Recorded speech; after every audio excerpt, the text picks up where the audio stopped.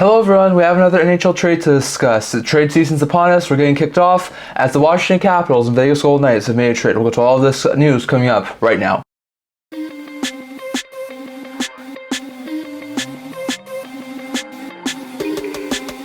Hello everyone and welcome back to another video here at the Intent Talking Channel. Before we begin this video, don't forget to like this video and subscribe down below. Thank you for all of your support. I'll never be able to do this without you guys. So if you haven't already, don't forget to hit the subscribe button. And don't forget to leave a comment down in the comment section below discussing all that we discussed in today's video. Love your support. Thanks for all of your support. And I wouldn't have never been able to do this without you guys. So don't forget to stay tuned for that. Also, don't forget to stay tuned for March 8th trade deadline video. That's going to be coming out soon on March 8th, 9:30 a.m. Pacific time, 12:30 p.m. Eastern time. I'm doing a live trade deadline video discussing all the moves that happen on trade deadline day. So don't forget to stay tuned for that. And if you have nothing else to do on trade deadline day, don't forget to stay tuned for my live stream. So keep that in mind. But we do have an NHL trade here to discuss. It's a decent sized one with a big name, but it's not a huge deal. So the trade is as follows. The Washington Capitals have acquired the Vegas Golden Knights 2024 second round pick and 2026 fourth round pick in exchange for moving Anthony Mantha to the Vegas Golden Knights with 50% of his contract will change. So this is a really good move for both these sides. We'll look at the Capitals side first. Mantha is having a fantastic season this year. We'll get to Mantha in a couple of minutes, but he's having a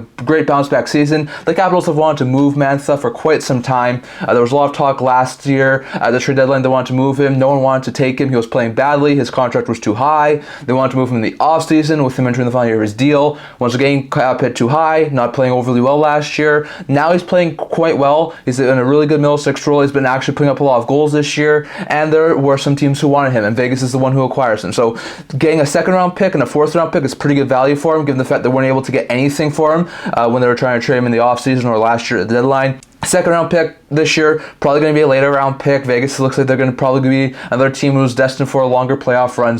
And they're the defending Stanley Cup champs. So I'll probably say this pick will probably be between like the 25th to 32nd position in the draft.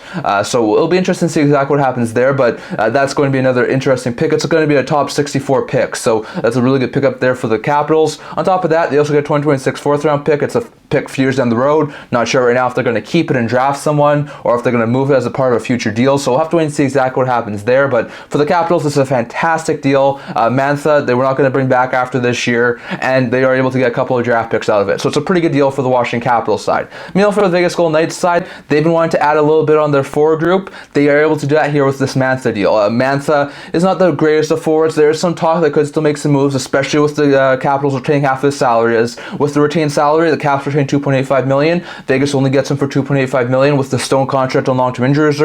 That does give them a little more cap flexibility, so it's a very good move there for the Vegas Golden Knights, and they will be able to possibly do more later on before the trade deadline. But for the pickup here, this is a fantastic deal. I'm not sure if Mantha is going to extend with them or not. He's in the final year of his deal, so UFA at the end of the year. But like we said, last year, in 67 games, he was a healthy scratch a couple of times. He put up 11 goals, 27 points, was doing overly well, really never fit in well with Washington until this year. So far this year, has 20 goals, 34 points, 56 games. He's on pace to probably hit around 30-ish goals. He could probably surpass 45 points depending on how he fits in well with Vegas. So this is a fantastic pickup for the Golden Knights. Mantha can play second, third line minutes, probably second line minutes with the injuries they have right now. When they get a little bit more healthier, maybe he's more third line player. He's a power forward. He's a net front presence. He's a very good and physical type player to have around the net, and he's a very, very good ad there for the Vegas Golden Knights. So trade rumors are upon us. We have our first big deal since the Tanev and Lyubushkin deals last week. So this is fantastic, and I expect this to continue to heat up over the next little while. So I'd love to hear your guys' thoughts on this trade down in the comment section. Who do you think wins this deal?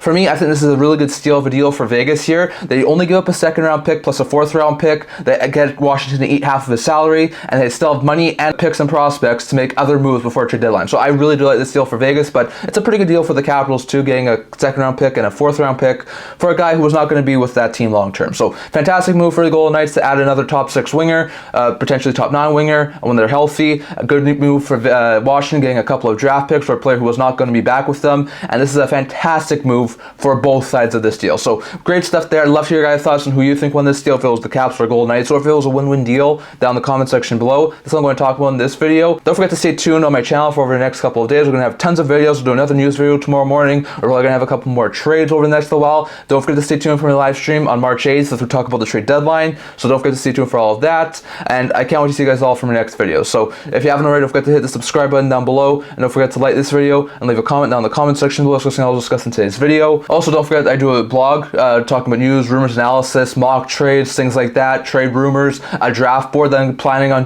posting at some point tomorrow or Thursday, so don't forget to stay tuned for that. I'll leave a link to that down in the description below, and I can't wait to see you guys all for our next video. See you guys soon.